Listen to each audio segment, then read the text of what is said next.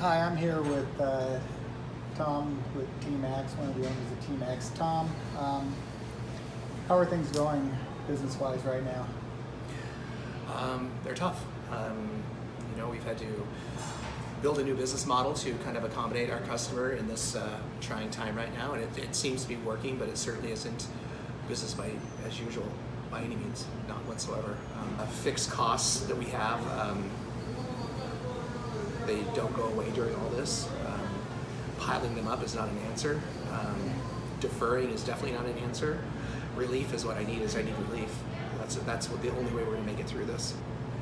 So Tom, since you've been closed, what kind of support have you been able to get, whether it's at the city level, county level, state level, the challenges for getting that support that you kind of talked about?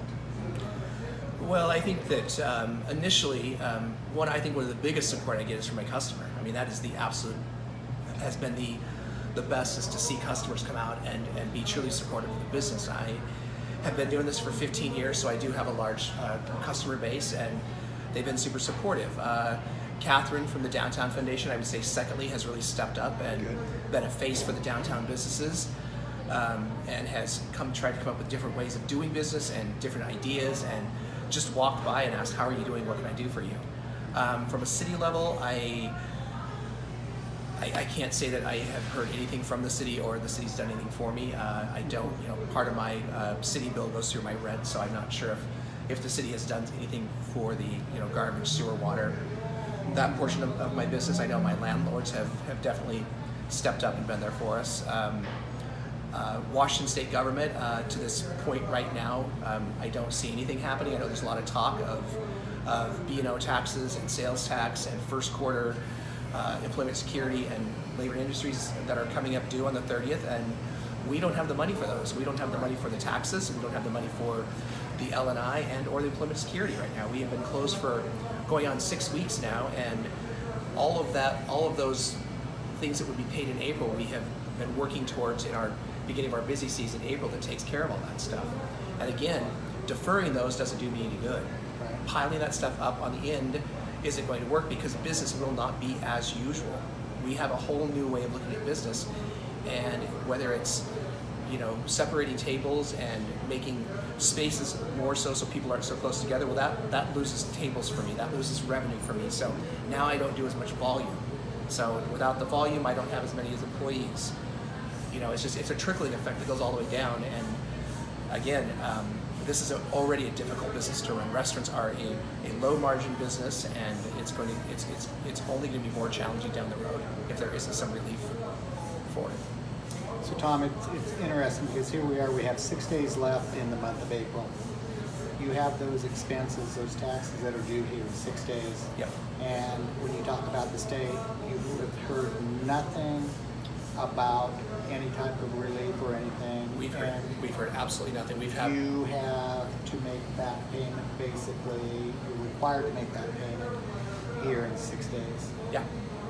Yes. You understand the anxiety you must have, obviously, with that. It's a huge amount of stress. Yes. It's a huge amount of stress. Yeah. I have 30 employees that are counting on me to keep this business up and running. Right. And I feel like, there's just so many unanswered questions, and nobody has the answers to anything right now. And I understand that. I know this is new for everybody, but somebody has got to get us some answers. So the regulations on the PPP loan have got to either be broadened, or they need to understand, business to business, it doesn't work for everyone the same way. Right. I've had to create a brand new business model just to survive, to pay my fixed costs through this difficult time. That new business model is what I have to run on until we can open up at 100% my normal way of doing business, which isn't going to happen for, I would say, the rest of this year. I'll be lucky if this time next year we are actually business as usual. So Tom, when you were looking at tax relief then, when we think about this, so you've got first quarter due here next week. So if part of this in a plan that the state would do would be to forgive a portion or all of the first quarter taxes due, and then go right back to starting on the second quarter of normal taxation, maybe looking at rolling back the B&O a little bit instead of the increase, that would really help you for moving forward in the future because it would help your cash flow, or? The bottom line here is if they don't do something, they're going to end up losing anyway because we will not survive this. Right. And I'm one of hundreds and hundreds of businesses that will not survive this. Right. So they can either relieve it now and help business out so we do survive, Right. or we can just move forward, we can close our businesses, we can file Chapter 13 in bankruptcy, and they're never going to get their money anyway.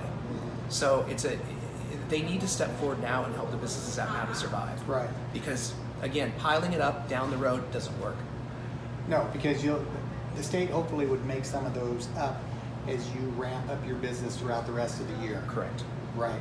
Given Yes. the fact that you can get relief for the first quarter, you get on your feet, they'll generate more taxes through the next 3 quarters. Hopefully by the third, maybe middle of the third quarter and the fourth quarter, they'll be getting back up to the level that they need. We can be back to come in. somewhat normality, but again, I don't believe that we will be running the exact same restaurant that we were running, beginning this year until late next year.